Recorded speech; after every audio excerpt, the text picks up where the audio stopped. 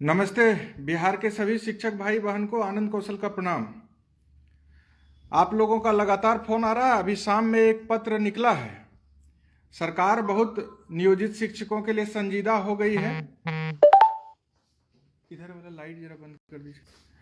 सरकार जो है ना, अचानक बहुत मेहरबान हो गई है नियोजित शिक्षक पर बिहार के। और कमेटी भी बन रहा है तुरंत, और कमेटी का रिपोर्ट भी आ जा रहा है तुरंत। इसलिए उस सब से घबराना नहीं है। आपकी बहाली आप याद रखिए 60 साल तक की के लिए हुई थी, और 60 साल के पहले कोई भी लोग आपको आपके नौकरी से नहीं हटा सकता है। ये फरमान, तुगलकी फरमान, अभी माननीय हाईकोर्ट का इतना टिप्पणी हुआ है शिक्षा विभाग के पदाधिकारी पर कि आप पद का दुरुपयोग कर रहे हैं। सब कुछ समझना चाहिए। अपने पद के गुमान में नहीं आना चाहिए, पद का दुरुपयोग नहीं करना चाहिए। ये सारे लोग को समझ में आना चाहिए। नियम बना करके, अनाप शनाप बात को उसमें शामिल करके, कमेटी बनाने का बात कह के फिर तुरंत उस पर हटाने का निर्णय लेकर के कि जो 3 बार में नहीं पास करेंगे उनको हटा दिया जाएगा कि ये ऐसे चलता है क्या? आप पॉलिसी कुछ बना दीजिएगा तो कम से कम आप उसको देखिएगा कि नहीं, संविधान में क्या पावर दिया गया है उसको तो आपको देखना पड़ेगा ना, कि हम लोगों को भी संविधान का सुरक्षा प्राप्त है। संविधान से ऊपर कोई नहीं हो सकता है, इतना अब आप लोग याद रखिए। और ये 3 बार में हटा देंगे, ये सब जो है ना, बस इनका पत्रे तक रहेगा। अभी हम लोग बैठे हुए हैं, सोमवार को भी बहुत सारे लोग केस कर चुके हैं, विशिष्ट शिक्षक नियमावली को लेकर के चैलेंज कर चुके हैं माननीय हाईकोर्ट पटना में। कल बिहार के सभी शिक्षक संगठन पटना में एक साथ बैठने के लिए रणनीति बना रहे हैं। एक साथ है सभी शिक्षक संगठन, एक दिन पटना में अब निर्णायक आंदोलन करेंगे। अभी आप लोग देख रहे हैं, कुछ लोग इधर बोल रहे हैं, कुछ लोग उधर। आप निश्चिंत रहिए, हम लोग प्रयास कर रहे हैं कि सब शिक्षक गोलबंद हो और एक साथ बैठे, एक तिथि को निर्णायक, इस बार निर्णायक अक्षर में कफन बांध करके आंदोलन के लिए तैयार रहना है। ये पत्र आया है, फोन आ रहा है, बहुत उसमें विचलित होने का जरूरत नहीं। ये तो ऐसे ही है, कुछ भी पत्र निकाल देते हैं। कभी कहते हैं हम संगठन को नहीं मानेंगे, कभी कहते हैं आप बोलिएगा तो आपको एकदम सजा दे देंगे। हमको मतलब मेरे फ्रीडम ऑफ स्पीच के राइट को हमसे छीन लेना चाहते थे। आज देखिए माननीय हाईकोर्ट पटना ने उनको क्या आईना दिखाया है। इसलिए आप लोग निश्चिंत रहिए, अभी बहुत घबराने का जरूरत नहीं है। 10 तारीख तक धैर्य से रहिए। परीक्षा है, आप हम लोग तो यही कह रहे हैं ना कि जो है परीक्षा का क्या आवश्यकता है। एक बार परीक्षा हमारा ले लिया बिहार सरकार, बोला दक्षता परीक्षा दीजिए, 3 बार में पास नहीं करिएगा तो आपको हटा देंगे, वो परीक्षा हो गया।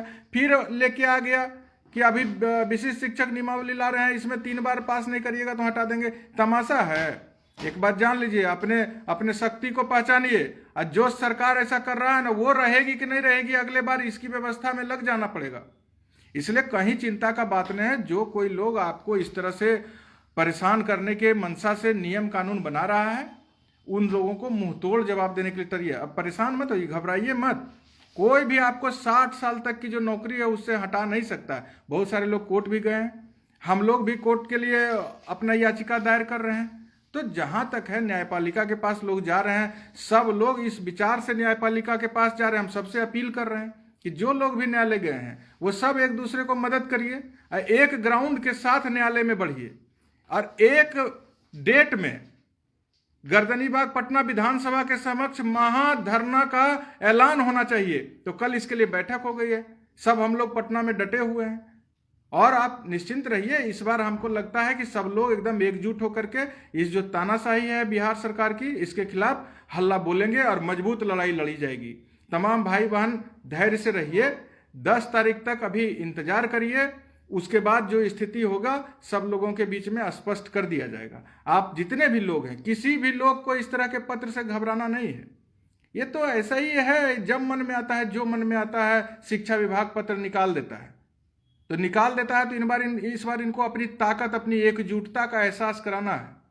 न्यायालय में भी अगर हम गए हैं तो एकजुटता के साथ, कोई किसी का भी हो, उनको सपोर्ट सब मिल करके करे।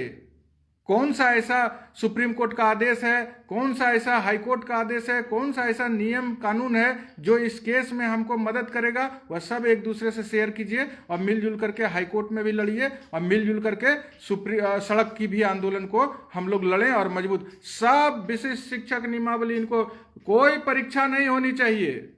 जब अब सरकार अड़ गई है ना, तो हम लोग भी अब अड़ गए हैं कि बिना परीक्षा जो हम लोगों का सुझाव गया था, बिना शर्त राज्यकर्मी का दर्जा वह आपको देना पड़ेगा या कुर्सी खाली करना पड़ेगा। यही अब हो जाएगा आर पार की लड़ाई। तो सर में कफन बांधिए। मेरी बहनों का बहुत फोन आ रहा है कि सीबीटी मोड में एग्जाम, बीपीएससी वाला सिलेबस। अरे यार, माननीय मुख्यमंत्री जी 9वीं बार मुख्यमंत्री बने हैं, तब बधाई दे रहे हैं, लेकिन इस तरह से क्या हो गया?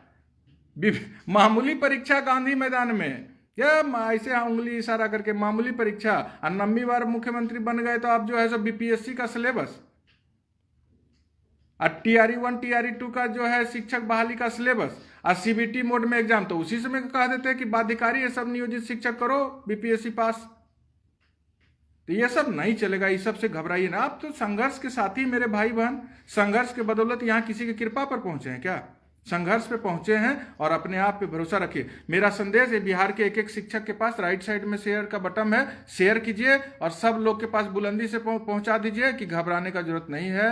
पटना में हम लोग डटे हैं, आर पार के सड़क की लड़ाई की रणनीति बन रही है। एक साथ एक सभी शिक्षक संगठन एक मंच से एक तिथि को आंदोलन का ऐलान करेंगे, यह विश्वास रखिए।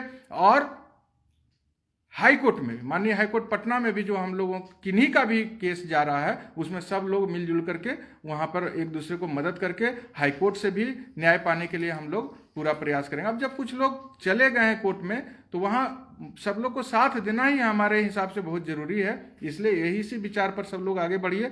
जितने भी भाई बहन लाइव से जुड़े हैं, सारे शिक्षक भाई बहन तक संदेश पहुंचा दीजिए। अभी जो पत्र आया है शिक्षा विभाग के द्वारा, जो कमेटी गठित की गई थी कि 3 बार में हटा देंगे, इसे तनिक भी विचलित नहीं होइए। 60 साल की आपकी नौकरी है और 60 साल तक आप रहेंगे।